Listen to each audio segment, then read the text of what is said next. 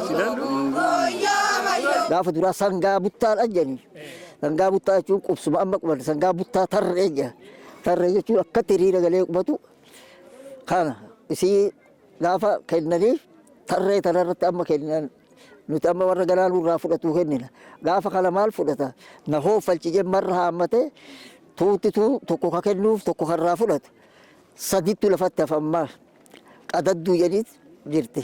Qadadduun sun amma warri foduutan abbaa warraa karra taa'u san keessummaa isaa geegis bakka sadiin akka ol isheen dhoo qadadduu san. Qadadduun sun keessummaa isallee ka isiin ajajji malee ka biratti lafaa kanii yaala kenna wayaa uwwisanillee amma gaafa akkatti kennan kana goobaa jedhanii gubbarratti kennan.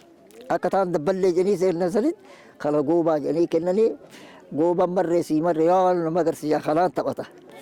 Ganna tokko hedduu banii guyyaa liboomaa san amma doorummaa wal cufa kennanii fi biyya eeggadhu gorsa kennanii fi gaannan tuqin malkaa hoggaa buutullee hoggaa karaa deemtullee na hoofalchi dogongora seera kiyya hin cabsine safuu tiyyatti isheenin jee wal gorse amma marraa walii kennu.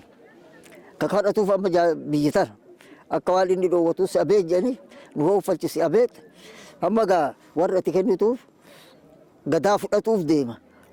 Lola malee aara malee hoofaltiin na hobbaasi hoofaltiin eebbannuu kenni jaa indiitu innis ni kennaaf har'a gaddeebi'ee goobaa jedhee taphata. Gaafa gadaatis akkuma sanitti wal jala marrumaan kennaafi si hoofalche jaagartuu irraa si hambise gadaa akkatti bulchan biyyan tuqin biyyan miidhi hatirii kan ka'e namni biraa isheenii jedhama. Aduun tun lixxuu kennaa jaa aduun hoggaa gara sa'aatii 8 irraa gara 9 achi deebiti.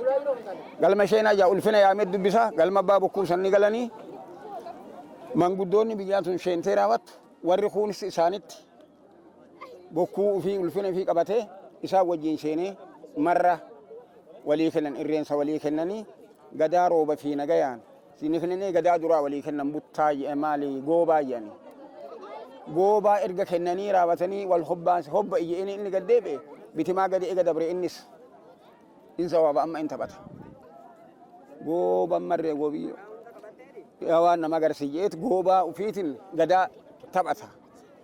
Kunis gadi ba'ee taphata. Erga hanga taphatee raawwate goobaan kennamee fi inni ni galama.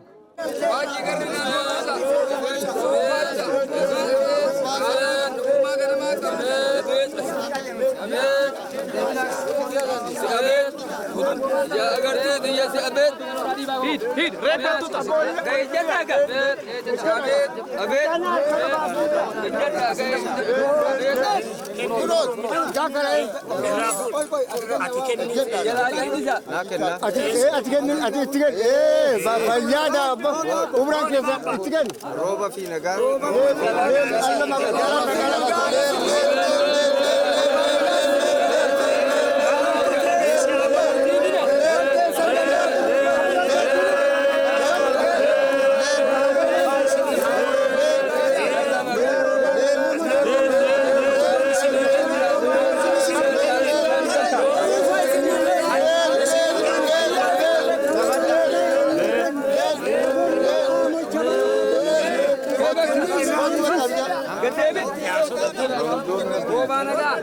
isinlee furte sinaa hobbaas furtoo duraa duuba marcumaan isinaa ga'u.